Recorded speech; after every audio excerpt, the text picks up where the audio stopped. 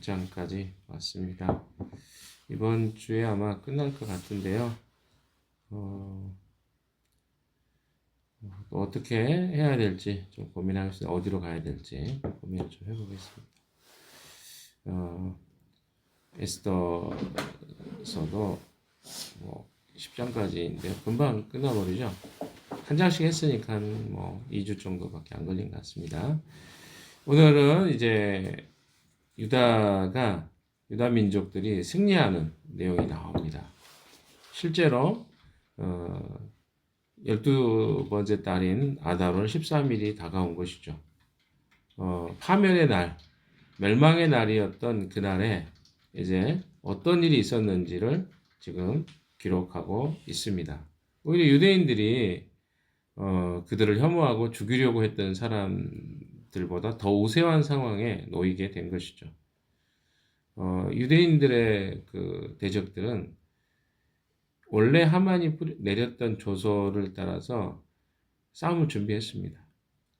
하지만 그 싸움에서 유대인들이 아마 준비를 더 철저히 한 것 같습니다.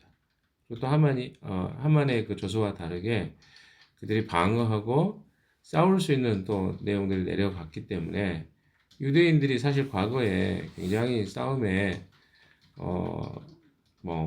싸움했다 하면 이기는 민족 아니었습니까? 물론 싸움을 진짜 잘해서라도 하나님이 그들을 인도해 주셨기 때문이기도 하지만 이런 배경을 가지고 있는 그들이 이제 전쟁이 시작된 것이죠. 자, 그래서 이 이야기를 조금씩 이야기해 보도록 하겠습니다. 2절에 보시면요. 아하스르 왕이 다스리는 모든 지방의 각 성읍에 사는 유다 사람들은 성읍별로 모여서 자기들을 해치려고 한 자들을 공격하였다. 모든 민족에 그들을 두려워했으므로 아무도 막을 수 없었다. 이렇게 보면 뭐랄까요? 유대 사람들이 공격을 먼저 한 것 같잖아요. 사실은 그렇지 않습니다. 그러니까 무슨 말이냐면 공격해 오는 자들을 방어해서 그들을 막아낸 것이라고 볼 수 있겠습니다. 왜? 조서가 그렇게 내렸기 때문에 그렇습니다. 자체적으로 무력을 가지고 공격할 수 있는 그런 내용으로 조서를 내렸습니다. 그렇다면 어떨 것 같습니까? 그들이 먼저 공격한 것처럼 보일 수 있지만 그렇지 않았다는 것이죠. 성읍별로 모여서 자기들을 해치려고 하는 자들을 방어하면서 공격했다는 거죠. 자, 또한 3절에 보시면 각 지방의 대신들과 제후들과 총독들과 왕의 행정관리들은 모르드게가 무서워서도 유다 사람들을 도왔다. 그러니까 각 지역의 행정관리들이 유다 민족을 도왔다는 거죠. 왜 그렇습니까? 모르드게가 이 페르시아 왕국의 총리가 되었기 때문에 그렇습니다. 그러니까 책임 총리가 되는 거죠. 전체를 책임지는 관할하는 총리가 되었기 때문에 이거 함부로 자기들이 그들을 도왔다가는 큰일 나는 거예요. 그래서 돕지 않은 거죠. 여러 가지 이유가 있었겠지만 이 두 가지 이유가 맞물려 있습니다. 왕이 조서를 새로 내린 일과 그것은 에스더가 했던 일이겠죠. 그 다음에 모르드게가 총리로 실권을 잡고 있었죠. 4절에도 그런 이야기 나옵니다. 당시 모르드게는 왕국에서 실권을 잡고 있었고 그의 세력은 날로 더해갔으며 그의 명성은 전국 방방곡곡에 퍼졌다. 이런 이유 때문에 실제 싸움이 일어났지만 그 싸움이 일방적인 싸움이 되었다는 것입니다.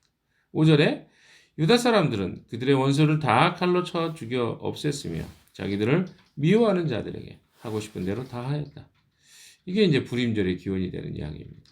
이스라엘의 멸절의 위기 속에서 도리어 그들이 승리를 갖는 그런 불임절의 이야기입니다. 유다 사람들은 도성 수산에서만도 그런 자들을 500명이나 처형했다. 각 성마다 엄청나게 많은 사람들이 죽임을 당했는데 그 중에 수산 성이죠. 그 수도였던 수산에서만 500명이 처단됐죠. 여러 곳에 있었지만 10절에 보시면 유다 사람의 원수여 함무다다의 아들인 하만의 10 아들도 죽었다. 유다 사람들은 그들을 죽이기는 하였지만 그들의 재산은 빼앗지 않았다. 이렇게 표현되어 있습니다. 이게 반복되는 이야기입니다. 왕에게 그 500명의 죽음이 보고가 되었고 또 여기서 특징은 유다 사람들이 그들의 대적들을 다 죽였지만 재산을 뺏지 않았습니다. 이게 반복되는 특징입니다. 에스더의 명령으로 요청으로 하만의 아들들은 다 어떻게 합니까? 교수대에 달려 죽임을 당합니다. 그리고 그 시체들은 사람들이 다 볼 수 있도록 어떻게 해요? 장대에 높이 달게 되죠. 그리고 또 한 번 하루 정도를 더 달라고 요청합니다. 굉장히 좀 잔인한 느낌이 들죠. 네. 하루를 더 달라고 해서 그 남은 대적들을 다 진멸하는 이야기가 여기에 나와 있습니다. 우리가 볼 때는 이게 좀 이해가 안 되는 이야기일 수 있어요. 에스더가 하루를 더 요청해서 또 그 열 아들들을 장대에 높이 달아달라고 하는 것도 그렇고 너무 잔인한 느낌이 듭니다. 그리고 그것을 왕이 그대로 들어줍니다. 수산에서만 이 일이 일어난 것이 아니라 곳곳에서 수많은 사람들이 죽임을 당합니다. 그게 몇 명 정도 되겠죠? 7만 5천 명이 죽었다. 16절이 나옵니다.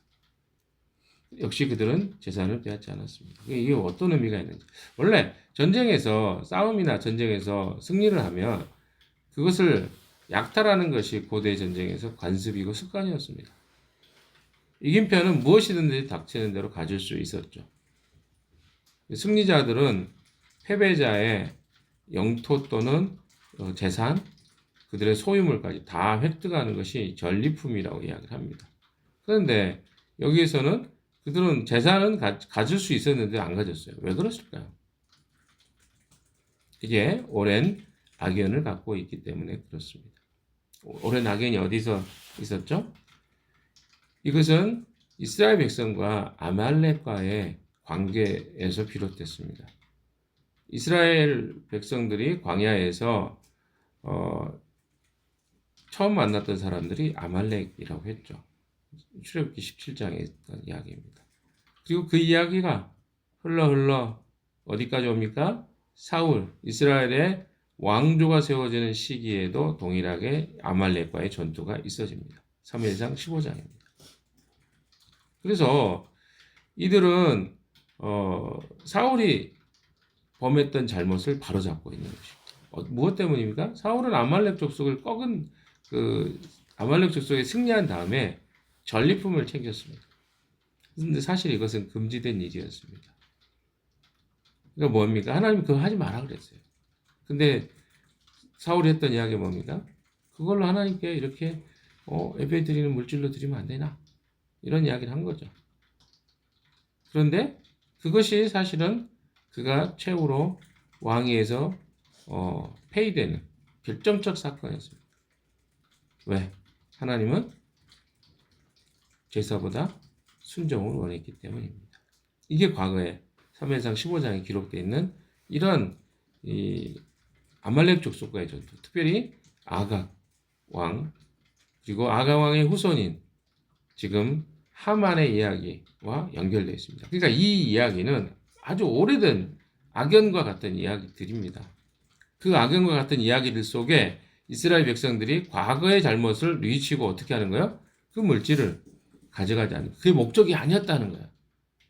재산과 또 그들이 가지고 있는 어떤 소유물을 얻기 위해서 이 전쟁과 싸움이 있었던 게 아니라 하나님을 대적하는 자들, 이스라엘 백성들을 멸절시키는 자들을 어떻게 해요? 그 세력들을 멸절시키는 사건이 바로 불임절에 있었던 사건이라는 것입니다. 그래서 우리 잔인해 보이지만 이것이 어때요? 반드시 필요했던 사건입니다. 지금 에스더가 그런 소원을 왕에게 이야기하는 과정 속에 거기에는 자비가 없습니다. 이것은요 나중에 원수들이 어떻게 보면 하나님 앞에 대적하는 자들이 마지막 날에 있게 될 심판에 대한 이야기를 이렇게 이야기해 주는 것 같습니다. 역사 속에 이런 사실들을 좀 명확하게 구분해야 됩니다. 우리는 오해할 수 있어요. 성경에 대해서 잘 모르는 사람들은 어떻게 이스라엘 백성들이 가나안 땅에 살고 있었던 사람들을 멸절시키고 그들을 쫓아내는 것이 합당한가? 오늘날에 그러면 이스라엘과 팔레스타인 문제를 어떻게 봐야 될 것인가? 이런 고민까지 이야기가 됩니다. 그러나 오늘날과 과거에 하나님이 이스라엘 백성들을 그 땅에 정착시켰을 때는 상황이 많이 다릅니다. 잠깐 그 이야기 좀 하고 오늘 결론을 좀 지어보도록 하겠습니다. 무슨 이야기냐면 과거에 하나님께서는 이미 창세기 때부터 아모리 족속과 그 땅에 살고 있는 가나안 족속들의 죄에 대해서 심판하실 것들을 이미 명령하셨습니다. 그리고 이스라엘 백성들이 가나안 땅에 들어갈 때는 그 족속들이 범한 하나님 앞에 범한 죄가 너무나 관영했습니다. 이것이 성경의 표현입니다. 그러니까 뭐냐면 그 땅에 살고 있는 자들이 하나님 보시기뿐만 아니라 그 땅에 사는 모든 사람들에게 봐도 인간적으로도 또 어떻습니까? 너무 잔인하고 또 자행되고 있는 모든 일들이 하나님의 심판을 받기 마땅한 상황이에요. 그래서 하나님이 그들을 심판하실 때도 가나안의 7 족속으로 제한합니다. 모든 족속, 이방 사람이 모든 사람이 아니라 가나안에 있는 사람들로 제한을 시킵니다. 그것이 하나님이 성경에 기록했던 내용이에요. 그럼 현재는 어떻습니까? 그건 다른 내용이죠. 왜? 이미 그 심판은 끝났어요. 근데 오늘날의 이스라엘과 팔레스타인의 문제로 똑같이 해석하기에는 좀 그 내용은 확대 해석입니다. 좀 다르다는 거죠. 자, 그렇다면 이 팔레스타인의 그런 문제들 속에서 연관된 이야기가 오늘 본문의 이야기라고 했습니다. 그럼 오늘 우리에게는 이것들이 어떤 의미가 있는지 살펴보고 마무리하겠습니다. 사랑하는 여러분, 악인의 문제는요, 반드시 심판을 받게 되어 있습니다. 그것은 하나님의 심판뿐만 아니라 역사적 심판도 마찬가지입니다. 지금 우리나라에 있어지고 있는 여러 가지 불법적인 지금 대통령이 행하고 있는 일들도 지금 심판을 받고 있는 거예요. 그리고 심판을 받아야 이 이야기는 끝을 맺게 돼 있습니다. 아무리 대통령이 지금 여러 가지 방법으로 면책 하려고 노력을 하겠지만 우리나라의 헌법상에 내란죄는 그것을 수용할 수가 없습니다. 만약에 수용이 되면 우리나라 법치가 헌법이나 이런 건 다 깨져버려요. 이건 불가능한 일이에요.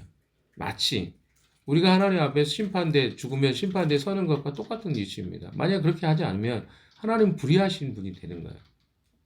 그래서 우리가 예수 그리스도를 통하지 않고 이 땅에서 다른 어떤 구원을 이야기하는 것도 불가능한 일입니다. 사실은. 그래서 이 이야기는요, 굉장히 우리에게 많은 것을 시사합니다. 우리가 뭐 법정에 대한 이야기, 법원에서 재판받는 이야기나 사실은 지금 현재적으로 역사적으로 진행되는 이런 현재적 사건이나 이런 걸 잘 보십시오. 죄의 값을 지불하게 돼 있어요. 그리고 백성들이 이 땅에 사는 사람들도 그걸 알아요. 죄의 대가를 받는 것은 당연한 것이다. 그리고 그렇게 될 겁니다. 당장은 그렇게 안 보이지만. 우리가 너무 당연한 거예요. 그렇게 안 가면 나라가 절대적으로 혼란이 됩니다. 당연한 거예요. 심판, 죄에 대해. 왜? 막중한 죄라는 걸 몰랐을 것 같아요. 대통령이. 뭐 헌법기관을 무력화시키고. 이거는요, 용서받을 수 없는, 다른 어떤 그런 죄하고는 다른 죄입니다. 이거는 반드시, 국가적 판단을 받을 거예요.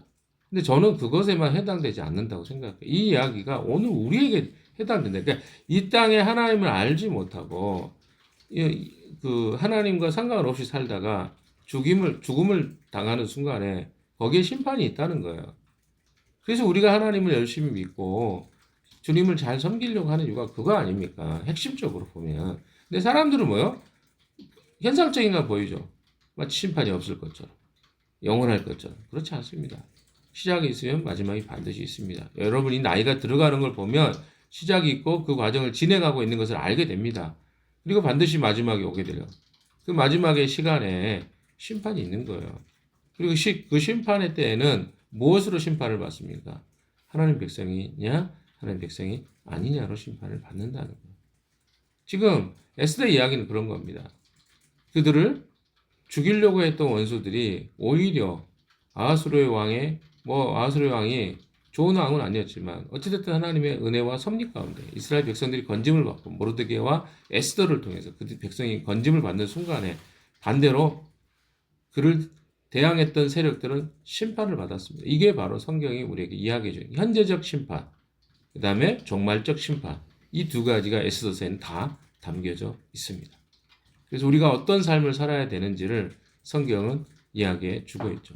종말에 반드시 심판이 있다. 그리고 하나님 백성이 승리하게 된다. 하나님은 그 백성을 돌보시고 지키신다.